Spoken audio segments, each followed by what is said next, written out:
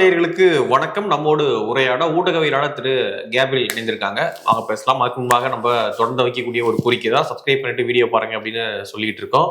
நம்மளுடைய கோரிக்கை ஏற்று பெரிய ஆதரவை கொடுத்துட்டு இருக்கீங்க. எல்லாருக்கும் பெரிய நன்றிகள். சப்ஸ்கிரைப் பண்ணிடுங்க. அப்படியே உங்களுடைய கருத்துக்களை கீழே கமெண்ட் பாக்ஸ்ல தெரிவிச்சிருங்க. வாங்க வீடியோக்குள்ள போகலாம். வணக்கம். வணக்கம். எனக்கு தான் அமைதிக்கான நோபல் பரிசு வேணும் அப்படின்னு ட்ரம்ப் ஒத்த கால நின்று இருந்தாரு. ஏன்னா பல போர்களை உலகம் முழுக்க நான் நிறுத்தியிருக்கேன், ஸோ அதனால இந்த கோப்பை எனக்கு தான் அப்படின்ற மாதிரி பேசிக்கிட்டு இருந்தார். இப்போ அவருடைய பேச்சுக்கு முரணாக அவரே ஒரு செயலில் ஈடுபட்டிருக்காரு. என்ன அப்படின்னு பார்த்தீங்கன்னா, வெனின்சுலா மீது இன்று அமெரிக்கா தாக்குதலை நடத்தியிருக்கு. அது மட்டும் இல்லாமல் வெனின்சுலாவுடைய அதிபராக இருந்த மடுரோ மற்றும் அவருடைய மனைவி 2 பேரையும் நாடு கடத்தி இருக்கிறதாக அதிகாரப்பூர்வமாக அமெரிக்கா அறிவிச்சிருக்காங்க. ஸோ எப்படி பாக்குறீங்க இந்த தாக்குதலை? அதான் இப்ப இது போர் இல்லை. ஸோ அந்த வகையில போர் இல்லை. ஆமா, இது போர் இல்லைல்ல. ஆனா ஒரு நாட்டின் மீது இன்னொரு நாடு தாக்குதல் நடத்துது இல்லை. ஸோ இப்ப அமெரிக்காவை பொறுத்தளவு எப்படின்னா, ஒரு பிரசிடென்ட்னால வாரம் டிக்ளேர் பண்ண முடியாது. அது காங்கிரஸோட அப்ரூவல் வேணும் வார் டிக்ளேர் பண்ண. ஸோ அஃபிஷியலா அவங்க வார்லாம் டிக்ளேர் பண்ணல. அதே மாதிரி ஈரான் அட்டாக் பண்ணாங்கல்ல, நியூக்ளியர் ஃபெசிலிட்டிலாம் அட்டாக் பண்றோன்னு பாம்பு பண்ணாங்கல்ல, அப்பயும் அவங்க வார்லாம் டிக்ளேர் பண்ணல. ஸோ அவங்கள பொறுத்தளவுல ஒரு நார்கோ டெரரிஸ்ட் அங்க இருக்காரு வெனிசுவேலால, நிக்கோலஸ் மடுரோன்றவர் இருக்காரு. அவரை போய் நாங்க அரெஸ்ட் பண்ணிட்டு வரோம், அவ்வளவுதான். ஸோ இது போர் கிடையாது, ஒரு ஸ்பெஷல் மிஷன் மாதிரி இந்த விஷயத்த அவங்க அப்ரோச் பண்றாங்க. ஏன்னா அவங்கள பொறுத்தளவு டெரிட்டரிலாம் கேப்சர் பண்ணல, ஜஸ்ட் சில ஸ்ட்ராட்டஜிக்கான சில பாயிண்ட்ஸ் அட்டாக் பண்றாங்க. மடுரோவையும் அவரோட ஒய்ஃபையும் அங்க கேப்சர் பண்றாங்க. ஸோ பார்த்தோம்னா ஒரு சர்ப்ரைசிங்கான ஒரு டெவலப்மெண்ட் தான், ரொம்ப முக்கியமான ஒரு டெவலப்மெண்ட்டும் கூட. ஏன்னா இப்ப ஃபர்ஸ்ட் அங்க கரேபியன் சீல பெரிய ஒரு படையை குவிக்கிறாங்க. ஃபர்ஸ்ட் ஆக்சுவலா என்ன பண்றாங்கன்னா, வெனிசுவேலா கப்பல்களை அட்டாக் பண்றாங்க. கேட்டா ட்ரக்ஸ் எல்லாம் கடத்துறாங்கன்னு சொல்லி நிறைய கப்பல்களை அட்டாக் பண்றாங்க. நூற்றுக்கணக்கான பேர் இறக்குறாங்க. அதுக்கப்புறம் என்ன பண்றாங்க, கரேபியன் சீல பெரிய ஒரு படையை நிப்பாட்டுறாங்க. குறிப்பா அவங்களோட aircraft carrier Gerald R Ford அப்படின்ற பெரிய ஒரு aircraft carrier, biggest American aircraft carrier அங்க கொண்டு போய் நிப்பாட்டுறாங்க. அது போக நிறைய போர்க்கப்பல்கள் எல்லாம் கொண்டு போறாங்க. அப்ப பரவலா சொல்லப்பட்ட விஷயம் என்னன்னா, மேபி அமெரிக்கா தாக்கலாம், வெனிசுவேலாவை இன்வைட் பண்றது கூட வாய்ப்பு இருக்கு அப்படின்ற மாதிரிலாம் அப்ப சொல்லப்பட்டது. அப்ப இன்னொரு ஆர்குமெண்ட் வைக்கப்பட்டது, பெரிய படையை கொண்டு போய் வச்சிருக்காங்க, ஆனா ஒரு நாட்டை கிரவுண்ட்ல இறங்கி கைப்பற்றக்கூடிய அளவுக்கு அவங்க கிட்ட படைகள் இல்லை, அந்த அளவுக்கு சோல்ஜர்ஸ் இல்லை அப்படின்ற மாதிரியும் சொல்லப்பட்டது. ஸோ ஒரு மாதிரியான ஒரு கன்ஃபியூஸ்டான ஒரு சிச்சுவேஷன் தான் இருந்தது. அதுக்கப்புறம் 2 டேங்கர் ஷிப்ஸை அவங்க கைப்பற்றினாங்க. நம்ம கூட அதை பத்தி பேசணும். ஆனா இப்ப பார்த்தோம்னா நமக்கு கிளியரா புரியுது. ஸோ அவங்க என்ன பண்றாங்க, விமானப்படையை யூஸ் பண்ணி சில தாக்குதல்கள் நடத்துறாங்க. சில முக்கியமான ஸ்ட்ராட்டஜிக் பாயிண்ட்ஸ்ல அடிக்கிறாங்க. அவங்களோட கம்யூனிகேஷனை குழப்புறாங்க. கம்யூனிகேஷன் அந்த சென்டர்ஸை அட்டாக் பண்றாங்க, கமாண்ட் சென்டர்ஸையும் அட்டாக் பண்றாங்க. ஸோ அப்படி அட்டாக் பண்ணும்போது என்ன ஆகுது, மடுரோவுக்கும் படைகளுக்கும் நடுவே கம்யூனிகேஷன் உடைஞ்சிருது. ஸோ கராக்கஸ் அப்புறம் மிராண்டா இந்த மாதிரியான சிட்டிஸை அட்டாக் பண்றாங்க. அப்ப மடுரோனால உத்தரவு போட முடியாது. அதே மாதிரி படைகளுக்கும் மடுரோட கண்டிஷன் என்னன்னு தெரியாது. ஸோ மடுரோவுக்கும் அந்த படைகளுக்கும் நடுவே இருக்கக்கூடிய அந்த கம்யூனிகேஷன் நெட்வொர்க்கை ஃபர்ஸ்ட் டிஸ்ட்ராய் பண்றாங்க. அதுக்கப்புறம் டெல்டா ஃபோர்ஸ் அப்படின்ற ஒரு எலிட் படைப்பிரிவு இருக்காங்க. எப்படி ரஷ்யால ஆல்பா குரூப் இருக்காங்க, அப்புறம் அதே மாதிரி பிரான்ஸ்ல பார்த்தோம்னா GIGN ஒரு படைப்பிரிவு இருக்காங்க. அவங்க ரொம்ப ஒரு எலிட் படைப்பிரிவு. இவங்களெல்லாம் பொறுத்தளவுல இந்த மாதிரியான ஸ்பெஷல் மிஷன்ஸுக்கு அவங்கள யூஸ் பண்ணுவாங்க. டெரரிஸ்டுகளோட அந்த தாக்குதலை முறியடிக்கிறது, இந்த மாதிரி ஹை ப்ரொஃபைல் இண்டிவிஜுவல்ஸை தூக்குறது, இந்த மாதிரி விஷயங்கள் பண்ணுவாங்க. இப்ப GIGN எல்லாம் பாத்தீங்கன்னா, நான் சொன்ன மாதிரி பிரான்ஸ்ல ஒரு தடவை என்ன ஆச்சு, ஒரு பெரிய ஒரு ஃபிளைட்டை டெரரிஸ்ட்கள் கேப்சர் பண்ணிடுவாங்க. இவங்க அதை மீட் எடுப்பாங்க. GIGN 70ஸ்லயோ 80ஸ்லயோ 70ஸ்ல நினைக்கிறேன். இந்த இப்ப யூடியூப்ல கூட வீடியோ எல்லாம் இருக்கும். சோ இந்த மாதிரி ஒரு நடிச்ச மாதிரி, எப்படி பின் லேடன் நடிச்சாங்கல்ல அந்த மாதிரி, அப்படி கூட சொல்லலாம். கரெக்ட். ஆமா, இந்த மாதிரி ஸ்பெஷல் டார்கெட்ஸை ஃபிக்ஸ் பண்ணி பண்றது. இப்ப இந்த டெல்டா ஃபோர்ஸ் நான் சொன்ன மாதிரி ஒரு 4-5 இயர்ஸ்க்கு முன்னாடி அவங்க அபுபக்கர் அப்படின்ற ஐசிஸ்ல இருக்கக்கூடிய ஒரு முக்கிய புள்ளியை இவங்க தான் டார்கெட் பண்ணாங்க. ஸோ இந்த மாதிரியான ஸ்பெஷல் மிஷன்ஸ்க்கு அவங்களை யூஸ் பண்ணுவாங்க. இந்த டெல்டா ஃபோர்ஸ் பார்த்தோம்னா உள்ள புகுந்து அவங்க மடுரோ அப்புறம் அவரோட ஒய்ஃப் 2 பேரையும் அவங்க கைப்பற்றுறாங்க. அதுக்கப்புறம் வெனிசுலால இருந்து அவங்க வெளியே வராங்க. இப்ப எக்ஸாக்டா இப்போதைக்கு நமக்கு தெரியல அவங்க 2 பேரும் எங்க இருக்காங்க, அந்த விஷயங்கள்லாம் நமக்கு தெரியல. ஸோ இது பெரிய ஒரு டெவலப்மெண்ட். எப்படி அமெரிக்கா அட்டாக் பண்ண போறாங்க அப்படின்ற விஷயங்கள்லாம் பத்தி நிறைய ஸ்பெகுலேஷன்ஸ்லாம் இருக்கும்போது, பெரிய லெவல்ல போர்லாம் அறிவிக்காம பெரிய அட்டாக் நடத்தாம ஒரு சின்ன ஸ்ட்ரைக் நடத்துறாங்க. ஒரு 1/2 hour தான் மொத்தம். இந்த மோதல்ன்றது ஒரு 1/2 hour தான் நடக்குது.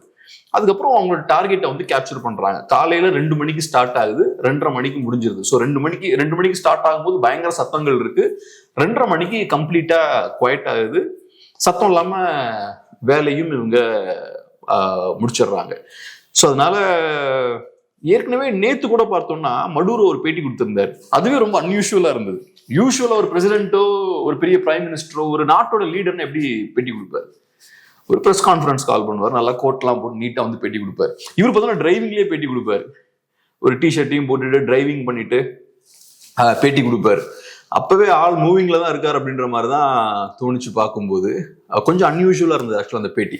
அந்த பேட்டியில ரொம்ப இறங்கியும் வந்திருப்பாரு.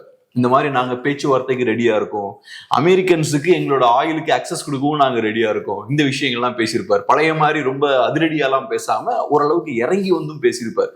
ஸோ அந்த பேட்டியை பார்க்கும் போதே ரைட், ஏதோ ஒரு பேக்ரவுண்ட்ல ஏதோ ஒரு பேச்சுவார்த்தை போயிட்டு இருக்கு. ஸோ மடூரோ இறங்கி வரார் அப்படின்ற ஒரு சூழல் பார்க்க முடிஞ்சது நம்ம.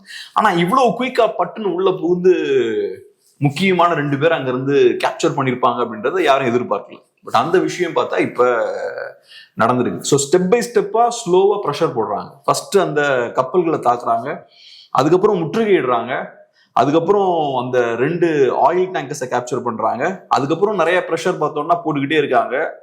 அப்புறம் ஃபைனலா இந்த விஷயத்த அவங்க செஞ்சு முடிக்கிறாங்க. இப்போ ஆட்சி மாற்றம் வருது. இப்போ யார் வர்றது யார் வரக்கூடாதுன்னு வெனிசுலாவில் அமெரிக்கா தீர்மானிக்க போகுது. ஆமா, இப்ப யார் அங்க ஆட்சி மாற்றத்தை ஏற்படுத்தியிருக்காங்க? அமெரிக்கா தான். அப்ப அவங்க தான் அடுத்த தீர்மானிப்பாங்க.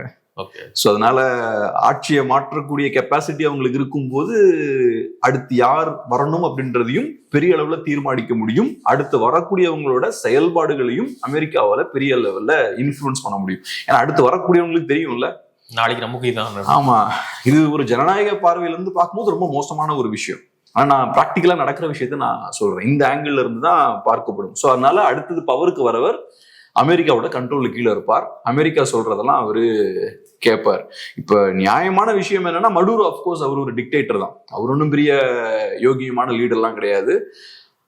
ஆனாலும் மடூரோவை தூக்கி வெளியேறணுமா அப்படின்ற முடிவை அந்த மக்கள் எடுக்கணும். அமெரிக்காரனுக்கு என்ன வந்தது? அங்க போய் அமெரிக்காரங்க அவரோட ஆட்சியை முடிவு கொண்டுறது இவங்களுக்கு என்ன உரிமை இருக்கு? ஸோ அந்த வகையில இந்த விஷயம் இப்ப நடந்திருக்கு. மடூரோ மேல நிறைய முக்கியமான குற்றச்சாட்டுகள் வச்சிருந்தாரு. அவர் ஒரு நார்கோ டெரரிஸ்ட்னாரு, அதுக்கப்புறம் இமிகிரன்ஸ் நிறைய பேர் அமெரிக்காவுக்கு அவர் அனுப்பிட்டு இருக்காருனாரு, அப்புறம் ட்ரக்ஸ் எல்லாம் அமெரிக்காவுக்குள்ள கொண்டு வராங்கன்னாரு, அப்புறம் ஒரு ட்ரக் கார்ட்டிலே அவர் தான் நடத்துறாருன்னாரு, அந்த ட்ரக் கார்ட்லயே அவர் தான் ஹெட் பண்றாருன்னாரு. இந்த மாதிரி நிறைய குற்றச்சாட்டுகள்லாம் வச்சாங்க. இது எதையும் மடூரோ ஏத்துக்கல, பட் ட்ரம்ப் சைட்ல இருந்து வைக்கப்பட்டது. இப்ப மடூரோவை அங்க இருந்து ரிமூவ் பண்ணிட்டாங்க. இதுல முக்கியமான ஒரு விஷயம் என்னன்னா, இப்ப வெனிசுவேலான்ற நாட்டுக்கு கீழே உலகத்திலேயே அதிகமான ஆயில் ரிசர்வ்ஸ் அங்கதான் இருக்கு. ஹெவி க்ரூட் உலகத்திலே அதிகமான ஆயில் ரிசர்வ்ஸ் அங்கதான் இருக்கு. உள்ள ப்ரூவன் ஆயில் ரிசர்வ்ஸ் இருக்கு.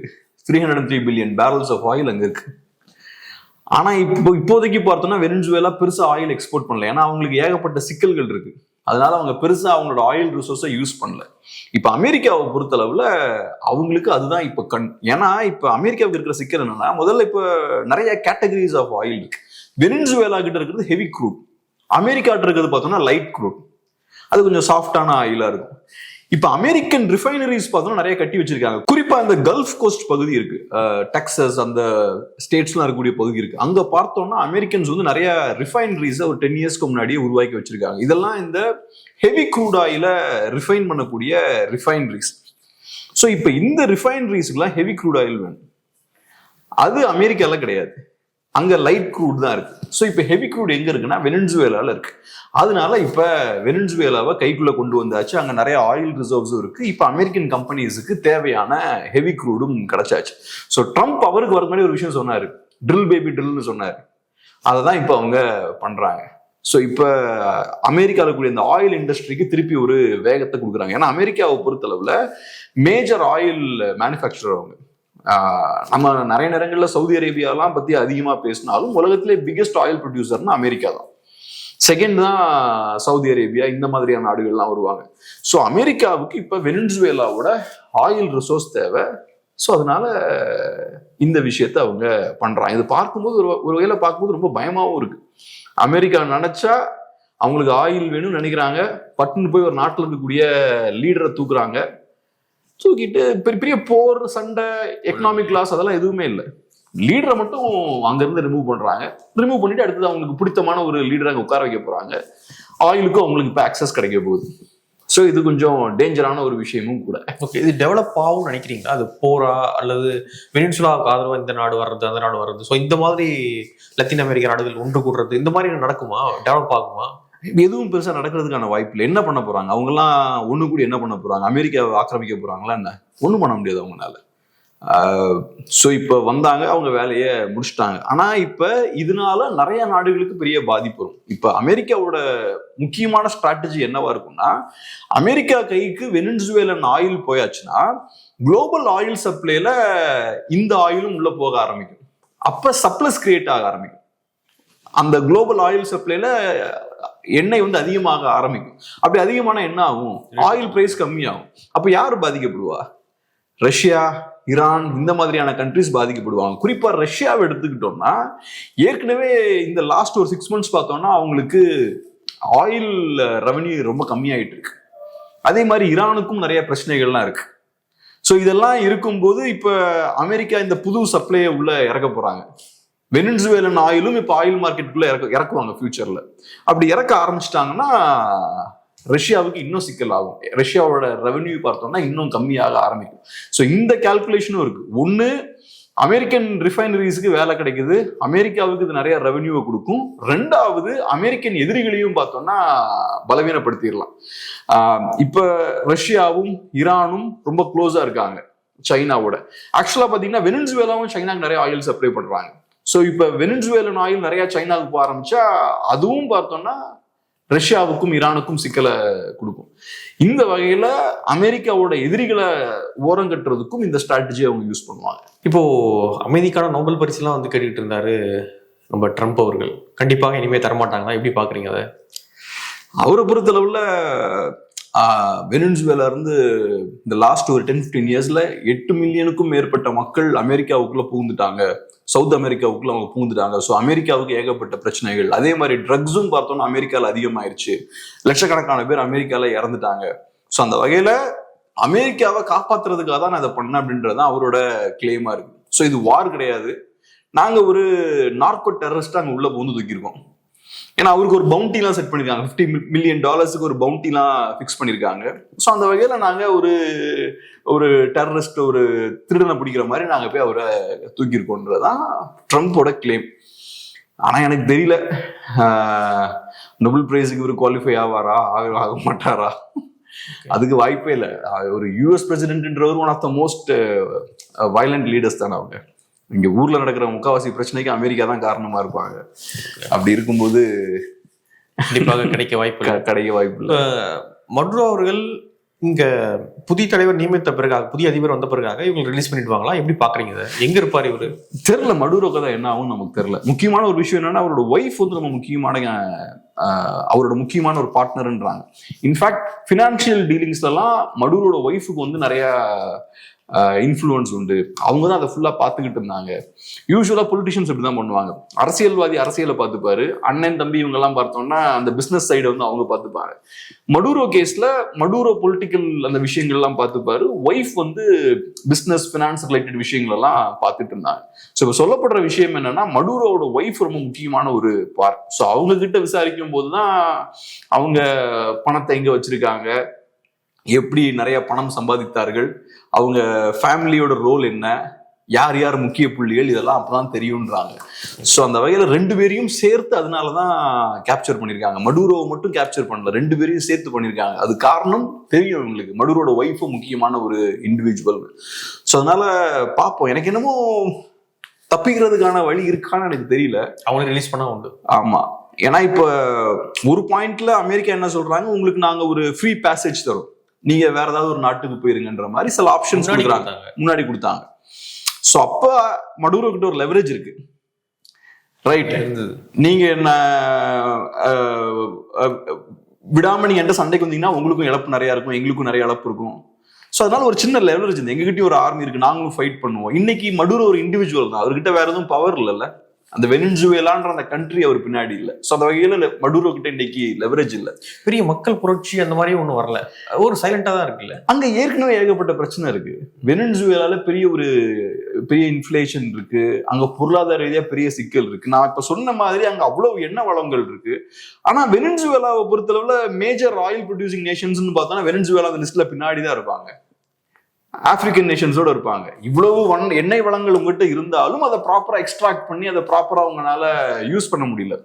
உங்க நாட்டோட வளர்ச்சிக்கு அதை யூஸ் பண்ண முடியல. அதுக்கு காரணம் உங்களுக்கு டெக்னாலஜி இருக்காது, இன்வெஸ்ட்மெண்ட்ஸ் இருக்காது, பணம் இருக்காது. அது போக அமெரிக்கா அவங்க தான் நிறைய தடைகள் எல்லாம் போட்டிருப்பாங்க.